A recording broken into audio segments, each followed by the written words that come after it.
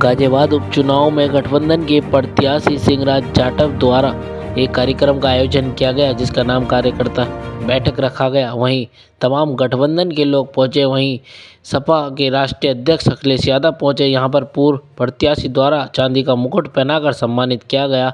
वहीं तमाम गठबंधन के लोगों ने सिंहराज जाटव के लिए वोटों की अपील की और विपक्ष पर सीधा निशाना साधा।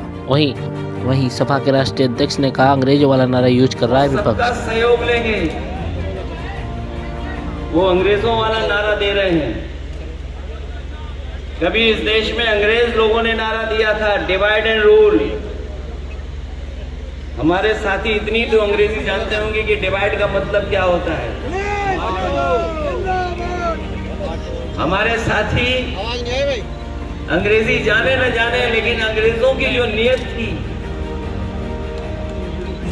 और जो अंग्रेजों ने डिवाइड एंड रूल का नारा दिया था,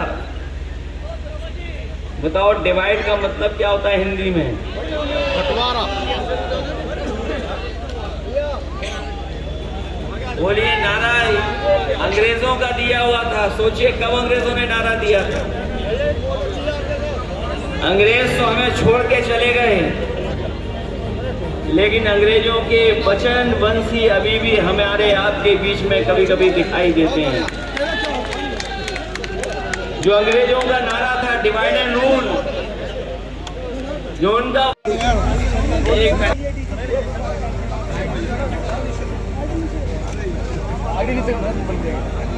नियम बना है,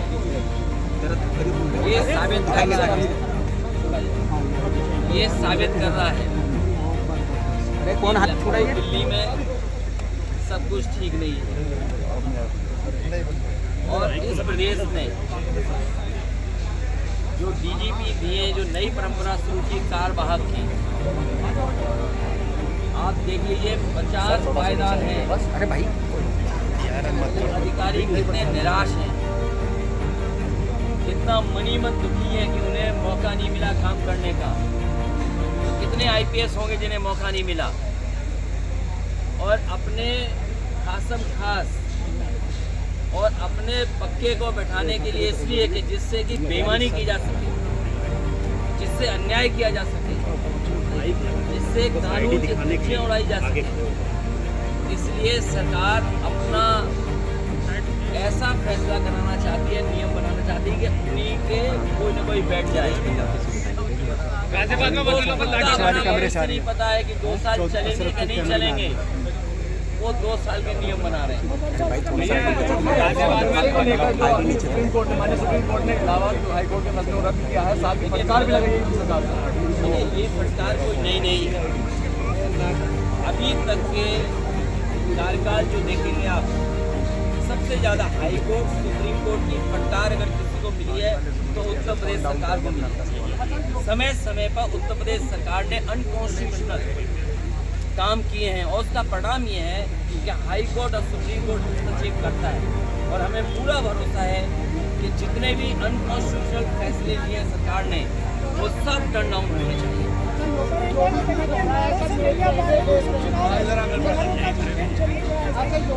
डिवाइड एंड रूल,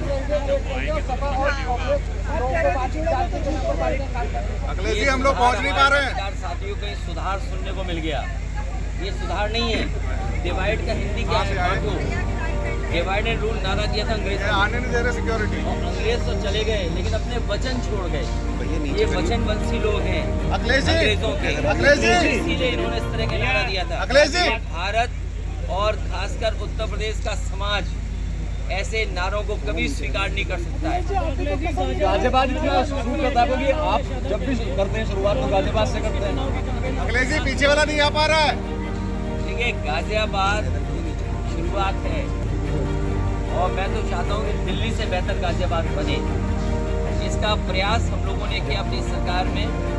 तमाम वो इंफ्रास्ट्रक्चर के प्रोजेक्ट जो बहुत ज़रूरी थे गाजियाबाद के लिए, नेताजी ने या पुराने जो आप देखोगे इंफ्रास्ट्रक्चर काम, वो कौन इसके ज़माने के दिखते, इनका तो कोई काम दिखता ही नहीं है। इनका काम केवल ये है कि विनाश कर दो। इनका काम है काम को रोक दो, तोड़ दो, और उसका परिणाम ये है कि आपका साथी भी मैं नहीं जानता कि वो साथी कितना करीब आपका लोग होगा, लेकिन पत्रकारों को जिस तरीके से अपमानित होना पड़ रहा है आप कल्पना नहीं कर सकते। जेल तो भेजा ही भेजा है। और मैं कहता हूँ अगर आप सच दिखाने लगोगे तो आप में से भी कुछ लोग जेल चले जाएंगे। दबाव है सब पर, जितने पत्रकार साथी हैं ये दबाव में काम कर रहे हैं और दबाव में नहीं काम करते। और अगर निष्पक्ष होकर काम करते हैं तो कई जगह कपड़े उतार दिए गए, नंगा कर दिया गया पत्रकार। ये क्या देखिए, जो कोर्ट में हुआ और अधिवक्ताओं के साथ किस तरह व्यवहार पुलिस को नहीं करना चाहिए। अगर कोई बात कोर्ट की थी तो मैं समझता हूँ कोर्ट में अपने अभियुक्तों में उन दोनों पक्षों का बात सुनी जा सकती, लेकिन पुलिस ने भी अपना गुस्सा क्यों उतारा? किसका गुस्सा उतारा जा रहा है? जो वकीलों को भी अपमानित होना पड़ा।